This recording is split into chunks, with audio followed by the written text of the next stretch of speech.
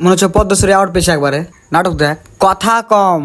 তো আজকে ছিল আমাদের কলেজের ফেয়ারওয়েল। চলে গেছিলাম সকাল 10:30টার সময়। সেখানে গিয়ে দেখি কোনো বন্ধুই আসেনি, শুধু একজন এসেছে, সুফিয়ান। বাকি বন্ধুদের জন্য অপেক্ষা করছিলাম, কারণ তারা আসছিল বাসুদেবপুর থেকে। আর সকাল থেকে বৃষ্টি শুরু হয়ে গেছিল, কেউ আসেনি, তাই কি করার। তাই দুজন বন্ধু কলেজের এক প্রান্তে বসে আড্ডা দিচ্ছিলাম। বন্ধুদের জন্য বসে অপেক্ষা করছিলাম, তাও তারা আসছিল না। 11:30 বেজে গেছিল। বসে থাকতে থাকতে বিরক্ত হয়ে গেছিলাম, তাই বন্ধুকে বললাম চল অন্য সাইড থেকে ঘুরে আসি। তাই এবার চলে এসেছিলাম আমাদের ডিপার্টমেন্টের সামনে। আর আমাদের ডিপার্টমেন্ট থেকে একদম কলেজ মাঠ সুন্দরভাবে দেখা যায়। আর পরিবেশটা আজকে খুব সুন্দর হয়ে আছে, কারণ সকাল সকাল বৃষ্টি হয়েছিল, আরো বৃষ্টি হবে মনে হচ্ছিল। এইভাবে দিন কাটছে। আজকে আমার কলেজ আসার ইচ্ছা একদম ছিল না, তবু আসতে হলো, কারণ আজকে ছিল ফেয়ারওয়েল। কলেজ এমনি তো আর আসতে পাবো না, কারণ কলেজ আমাদের আজকে লাত মেরে বের করে দেবে।